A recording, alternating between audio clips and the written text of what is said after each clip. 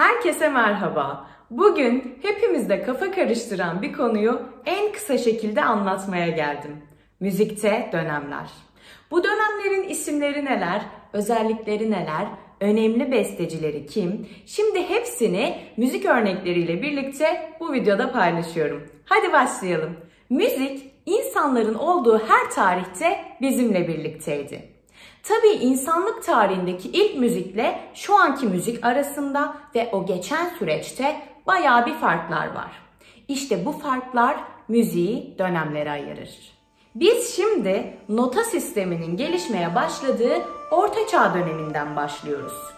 Karanlık çağ olarak adlandırılan bu dönemde her şey kilisenin egemenliği altındadır. Dolayısıyla müzik de Tanrı'ya hizmet eder. Müziğin kullanım amacıysa insanlara dini daha kolay öğretmek ve ayinlerde kutsal bir hava yaratmaktır. Bu dönemin önemli bestecileri olarak Machaut, Landini ve Hildegard'ı sayabiliriz. Orta Çağ döneminden sonra Rönesans dönemi geliyor. Yeniden doğuş anlamına gelen bu dönemde müzik yavaş yavaş kilisenin etkisinden kurtulmaya çalışır. Orta Çağ'da hakim olan maneviyat duygusunun karşısına aklı getirir. Döneme din dışı müzikler de eklenir ve hatta bu müzikler kilise müzikleri kadar önem kazanır.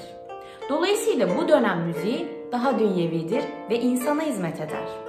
En önemli bestecileri ise Dufay, Palestrina ve Okkegen'dir. Evet, şimdi barok döneme geçiyoruz. Bu dönem benim en sevdiğim dönem ama uzatmamaya çalışacağım. Rönesans döneminde filizlenen insan kavramı bu dönemde daha da artar ve artık sanatçılar dönemi başlar. Barok dönem, Rönesans dönemindeki akıl kavramının karşısına duyguları getirir. Barok dönem, süse ve gösterişe düşkün olan bir dönemdir. Dolayısıyla sanatçılar insanın duygu dünyasını ince ve ayrıntılı bir biçimde müziğe aktarırlar. Bu dönemin en önemli bestecileri ise Vivaldi, Bach ve Handel'dir. Piyanonun icadı ve Bach'ın ölümüyle birlikte barok dönem kapanır, klasik dönem açılır. Bu dönem isimlerini çok sık duyduğumuz Mozart, Beethoven ve Haydn'ın olduğu dönemdir. Klasik dönem barok dönemin fazlalıklarına bir tepki olarak doğmuştur. Barok dönemin süslü, abartılı ve duygusal müziğine karşı daha sade, dengeli ve kontrolcü bir müzik getirir.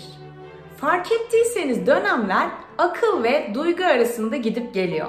Şimdi ise yine duyguların gündeme geldiği yeni bir döneme geçiyoruz. İsminden de gayet kendini belli eden romantik dönem. Bu dönemi başlatan besteci klasik dönemde ismi geçen Beethoven'dır. Beethoven'ın son dönemlerinde müziğine kendi iç dünyasını ve duygularını yansıtması romantik dönemin kapılarını açar. Yani bu dönem duyguların coşkulu bir biçimde esere yansıtıldığı bir dönemdir. Chopin, Schubert ve Tchaikovsky bu dönemin ünlü bestecilerindendir. Ve son döneme geliyoruz. Şu anda içerisinde bulunduğumuz dönem olan çağdaş dönem.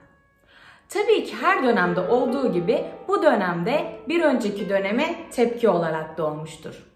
Çağdaş dönem müziğinde diğer dönemlerdeki gibi belirli bir kalıp yoktur. Bu dönem bestecileri kuralları yıkmışlardır, gelişime, değişime ve yeniliğe açık özgür müzikler üretmişlerdir. Bu dönemin bazı önemli bestecileri ise Debussy, Stravinsky ve Shostakovich'tir. Evet, işte bu kadardı. Müzikteki dönemleri en kısa şekliyle anlattım. Tabii ki bu dönem özellikleri ve besteciler bunlarla asla sınırlı değil ve hatta sizi korkutmak istemem ama bu dönemler kendi içerisinde bile dönemlere ayrılıyor. O kadar kapsamlı bir konu. Ama en genel hatlarıyla bu şekildeydi. Sevgiyle ve müzikle kalın. Hoşça kalın.